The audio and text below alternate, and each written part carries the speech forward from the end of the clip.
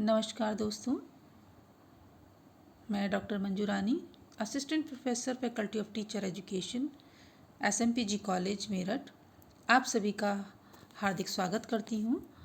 और आज जिस विषय पे हम चर्चा करेंगे वह इससे पूर्व के वीडियो का ही एक आधा भाग है जिसे हम यहाँ पे चर्चा करेंगे, वो है मध्यमान। इससे पूर्व के वीडियो में मैंने आपको बताया कि मध्यमान क्या होता है और अनग्रुप्ड डाटा, ग्रुप्ड डाटा तथा कंबाइंड मीन का निकालने का क्या सूत्र होता है, उसकी चर्चा मैंने इससे पूर्व के वीडियो में की थी।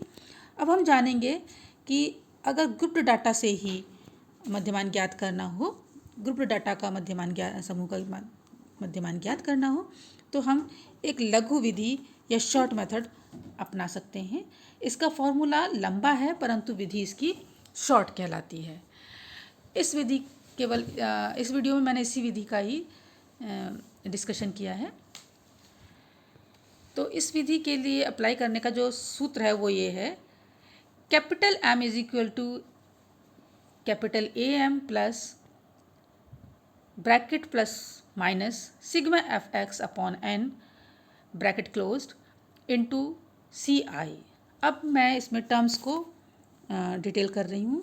कैपिटल M को हम कहते हैं मध्यमान, is equal to capital AM का अर्थ है एज्यूम्ड मीन यानी कि कल्पित मध्यमान, plus bracket close plus minus sigma FX अर्थात प्राप्तांकों और उनकी आवृत्तियों के गुणनफल का योग अपॉन कैपिटल N अर्थात सभी आवृत्तियों का योग ब्रैकेट क्लोज इंटू CI अर्थात वर्ग अंतराल या क्लास इंटरवल।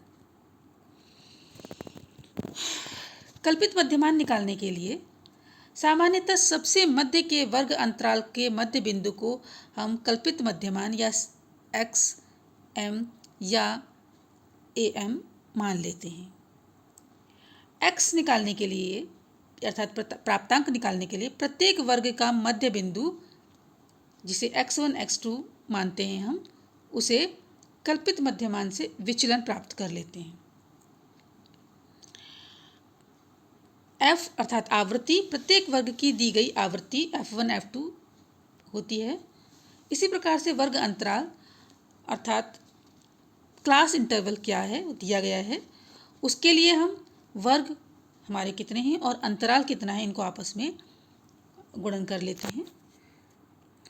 वर्ग निकालने के लिए कुल वर्गों की संख्या अर्थात कितने वर्ग दिए गए हैं और कुल आवृत्तियां कितनी दी गई हैं, हम उसके अनुरूप वर्ग का निर्धारण करते हैं। और अंतराल निकालने के लिए CU माइनस C2 का फॉर्मूला अप्लाई किया जाता है, अर्थात किसी एक वर्ग की उच्च सीमा और निम्न सीमा का अंतर कि CU upon minus CL small CL।